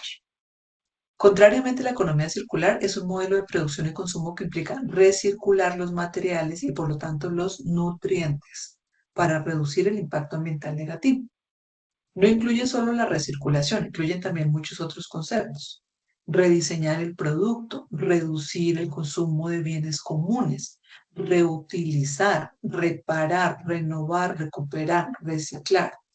También, por ejemplo, compartir, como con las ideas que se han tenido acá y en otros lugares del mundo de compartir vehículo, por ejemplo. O el sistema de leasing, que es una forma de compartir, ¿sí? Alquilar. Alquilar sería la versión más precisa para el leasing, realmente. Acá entonces lo importante es que identifiquemos qué residuos generamos en nuestra empresa y que determinemos cómo los podemos recircular en nuestro sistema productivo o cómo logramos que otro sistema productivo o otra empresa lo recircule. Pueden ser nuevos productos o servicios, incluso lo que logremos con esto, y de ahí también se puede generar una nueva fuente de ingreso. A veces puede que requiramos consultoría o investigación en estos casos. Apóyese en la universidad más cercana, en el SENA, en la alcaldía de su municipio, en alguna ONG. Tienen a su disposición a un minuto para lo que les podamos ayudar en todos estos sentidos de investigación o consultoría. Entonces, aquí algunos ejemplos de economía circular. Supongamos que el restaurante de su hotel genera 1 tonelada por mes de residuos orgánicos y ustedes lo que hacen simplemente es entregárselo a la empresa que dispone los residuos sólidos. Entonces, ya después de haber hecho el diagnóstico, ustedes pueden mejor, en vez de entregarlos al relleno sanitario, por ejemplo, criar cerdos y que esos cerdos luego se utilicen en el restaurante de su hotel y vender los cerdos que ustedes no utilicen. Entonces ahí pueden generar un nuevo ingreso o pueden reducir los costos de su empresa. Otra opción podría ser, por ejemplo, compostar esos residuos y tener una huerta propia. Y en esa huerta ustedes pueden nutrirse para el restaurante, pero también pueden hacer que sus turistas hagan algunas actividades en la huerta. Puede ser un nuevo atractivo de su servicio turístico, ¿vale? Hay muchas opciones, muchas en realidad. Eh, es importante es que ustedes lean, investiguen o que se asesoren con otras personas o instituciones. Otro ejemplo podría ser, supongamos que ustedes hacen chips de plata y generan los residuos que son la cáscara y el vástago de plata. Una opción podría ser producir papel. Puede que lo produzcan ustedes mismos o puede que ustedes entreguen esa cáscara y ese vástago a otra empresa y esa empresa produzca el papel. Puede que incluso sea una nueva empresa que ustedes creen. Otro ejemplo podría ser, por ejemplo, que esa cáscara y el vástago de plátano se destinen como alimento para animales, ya sea porque ustedes mismos críen los animales en su empresa actual o en otra empresa, o porque se los regalen a agricultores o a ganaderos cercanos, o hay muchas opciones. Está también esta estrategia del ecodiseño. Entonces, es cómo logramos integrar aspectos ambientales en el diseño y desarrollo de nuestro producto para reducir los impactos ambientales negativos. Y esto se puede hacer a lo largo de todo el ciclo de vida. Entonces, supongamos, acá tenemos dos productos, que puede que sean productos de la empresa de ustedes o puede que sean un producto y un empaque, o un empaque y un embalaje. Entonces, me explico. Con este primer caso, por ejemplo, ustedes tienen un diseño de empaque que es eh, circular y esa botella circular solo le da capacidad a esta caja para 15 botellas. Pero si ustedes rediseñan el empaque y es cuadrado, entonces les van a caber en la misma caja 18 botellas. ¿Con eso qué beneficio ambiental hay? Al ustedes transportar, perdón, primero al empacar más botellas por caja, ustedes van a reducir primero el número de cajas que requieren. Eso implica un menor impacto ambiental negativo, pero también un menor costo en el número de cajas que tienen que comprar para su empresa. También implica posiblemente reducción en el tiempo que tienen que destinar sus trabajadores para empacar su producto, ¿vale? Otro ejemplo es esta caja, que podría ser su producto o podría ser el empaque que ustedes utilizan. De hecho, nosotros tenemos un caso en los mercados agroecológicos. Nosotros empacamos los mercados en cajas de cartón. Entonces, esas cajas de cartón tienen un problema y es que la gran mayoría de las que se utilizan son delgadas. El cartón es muy delgado y da para, en nuestro caso en promedio, unos 2, 3 usos, más o menos. Y ya después de eso la caja se deteriora y acaba su vida, ¿vale? En cambio, si nosotros siguiéramos utilizando la misma caja, pero fuera más gruesa, tal vez podría tener muchos más usos. Y eso también implica un menor impacto ambiental negativo y además un menor costo para la empresa y posiblemente también una mayor satisfacción para la familia. Porque, me explico, consumidor o usuario, porque el consumidor usuario, por ejemplo, de esta botella, tal vez esta botella cuadrada es más fácil de almacenar en su alacena o en su nevera que la botella redonda. Así como para él puede ser más fácil de manipular la caja gruesa que la caja delgada, ¿vale?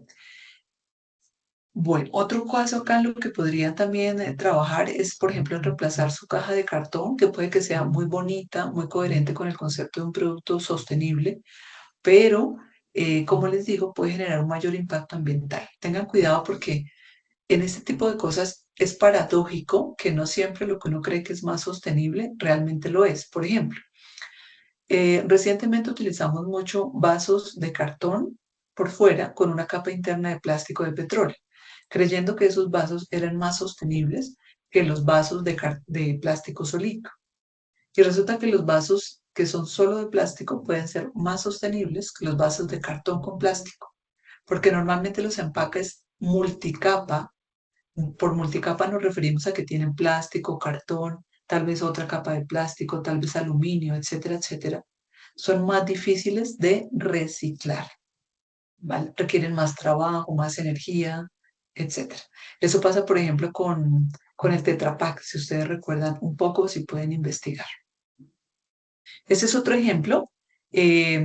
Como yo trabajo en este tema de agroecología, solemos encontrar o tener algunos productores de productos de aseo para el hogar o insumos de aseo para el hogar, detergente, limpiador, etcétera. Y ellos normalmente envasan sus productos en este tipo de galones, de bidones, que son cuadraditos o rectangulares. Pero resulta que estos bidones, primero, gastan mucho más plástico en su fabricación.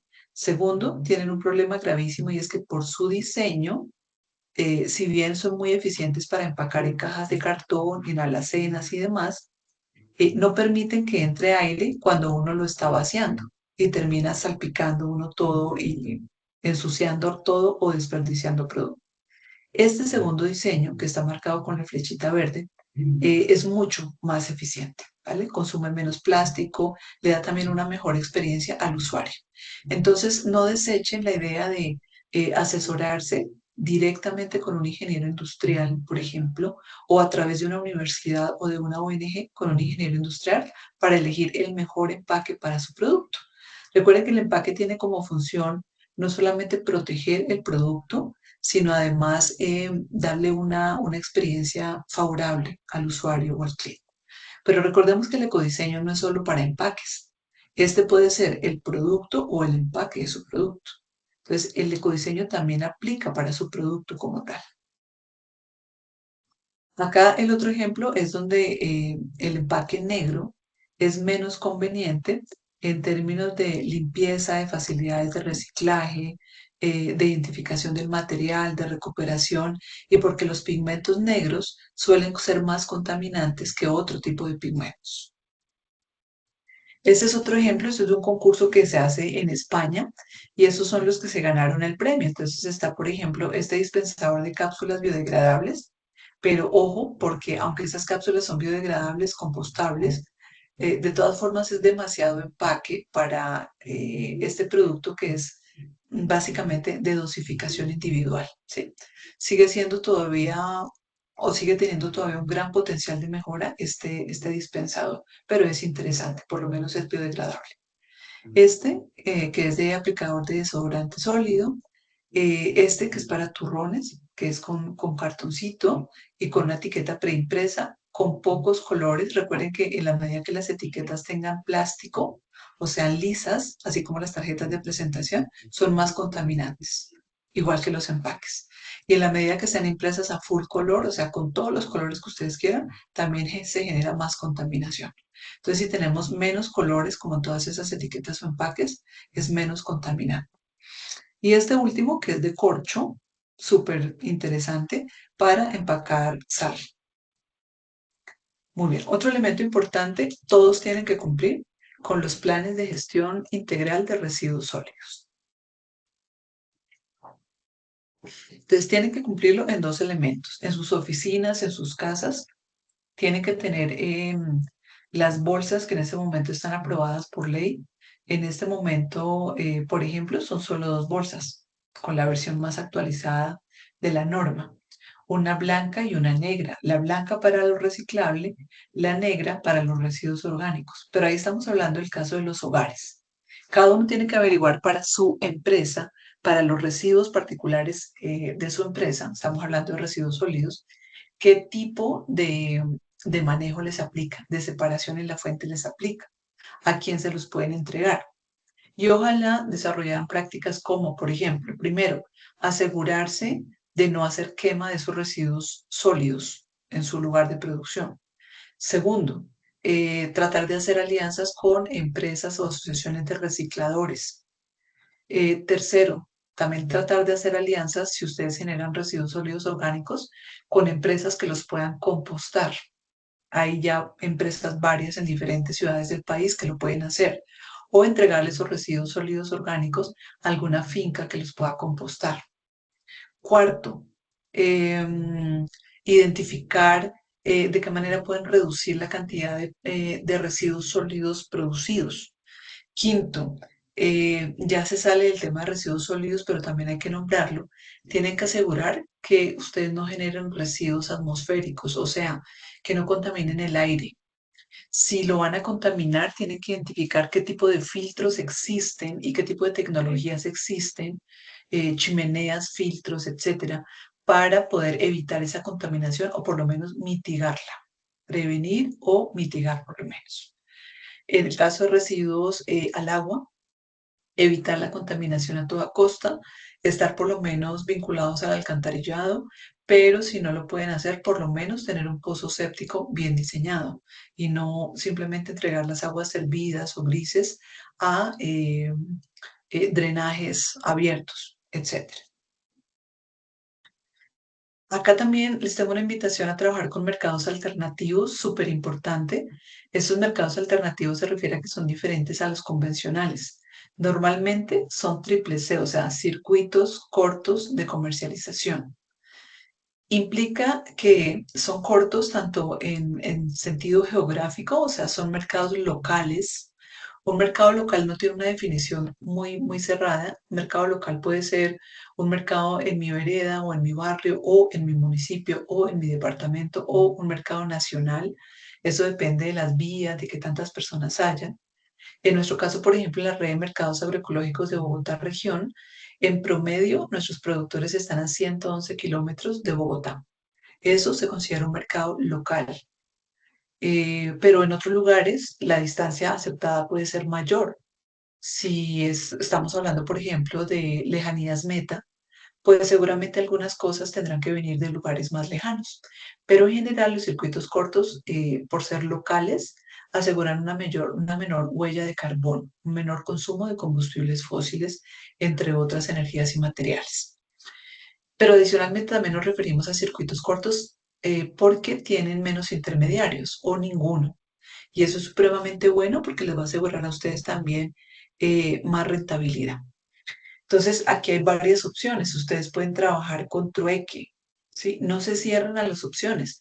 Yo recuerdo que los primeros 9 años de mi carrera profesional, parte de mi pago era no trueque directamente, pero una parte de mi salario me lo pagaban en dinero y otra parte me lo pagaban en mercado. Yo trabajaba con productores agropecuarios y ellos no pueden pagar mucho dinero. Entonces lo que hacían es que siempre que yo iba a sus fincas, me pagaban también el mercado. Para ellos no era un pago, para ellos era simplemente un obsequio, pero para mí era un ingreso porque representaba un ahorro, porque era algo que yo no tenía ya que ir a comprar al mercado convencional. El trueque se ha utilizado mucho, lamentablemente se suele utilizar más en situaciones de crisis económica, pero es una alternativa maravillosa. Nosotros la solemos utilizar acá en la Feria Agroecológica Uniminuto. Y el trueque, sobre todo, promueve el valor de uso, o sea, el valor que yo tengo por la cosa que quiero recibir o que pido, y no tanto el valor de cambio o el valor comercial, ¿vale? También está la opción de utilizar monedas solidarias o sociales, todavía hay algunas en el país. Esas sobre todo promueven mucho la comunidad, el apoyo solidario, cooperativo. Tenemos los mercados agroecológicos, que son un tipo de mercado alternativo particular. Están, por ejemplo, también las casas de semillas, en donde yo voy y en vez de comprar una semilla, puedo pedirla en préstamo y luego devuelvo la semilla que me prestaron junto con algo más de semilla, ¿sí? Están también los bancos de tiempo, donde yo puedo donar mi tiempo o recibir en donación el tiempo de alguien, por ejemplo, con su conocimiento, obviamente. Les dejé entonces acá algunos recursos para que ustedes puedan familiarizarse un poquito más con estas otras experiencias.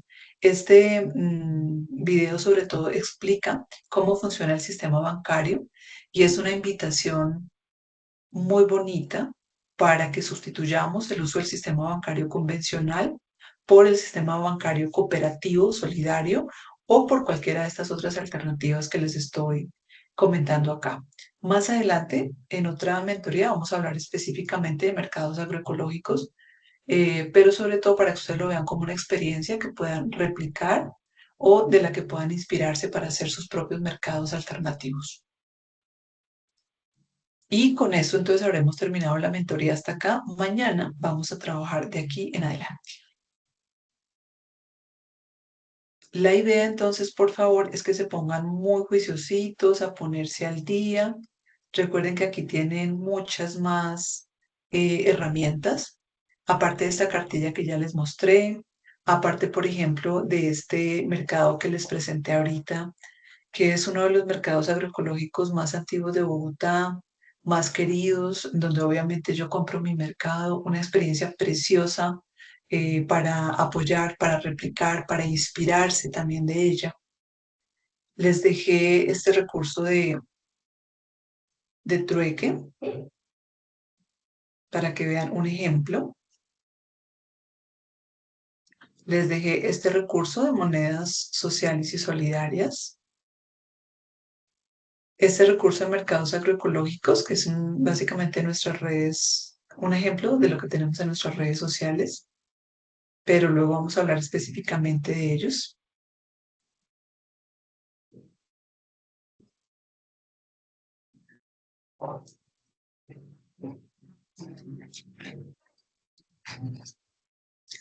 Bueno, tenemos acá este de las casas de semillas, que lamentablemente está un poquito difícil de acceder.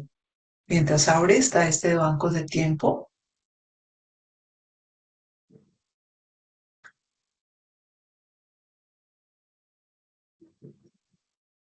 Este, que fue el que les comenté ahorita, este que es el sitio web de COSER, pero ese lo vamos a ver más adelante en evaluaciones de conformidad o certificaciones. Y este que también es de una mentoría específica que vamos a hacer más adelante. Bueno, aquí ya abrí el de Casa de Semillas. Si alguno de ustedes está trabajando con producción agropecuaria, los invito con mucho cariño a que se vinculen a esta experiencia de resistencia, cooperación y movilización social nacional, que son las casas comunitarias. Ojalá puedan ser ustedes también un guardián o custodio de semillas, puedan tener una casita de semillas para su comunidad y puedan, vinculados a esta experiencia, aprender y compartir todo eso tan lindo que se está haciendo, no solo por la protección de la agrobiodiversidad nativa de criolla local, sino también por la soberanía alimentaria y desde luego por la autonomía de Colombia. Recuerden entonces que ya cuando avancen a la siguiente lección van a encontrar,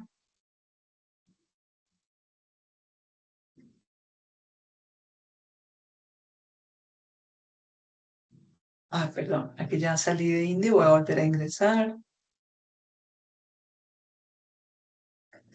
Entonces recuerden que cuando ya acaben de ver la guía van a encontrar esta sesión de mentoría grabada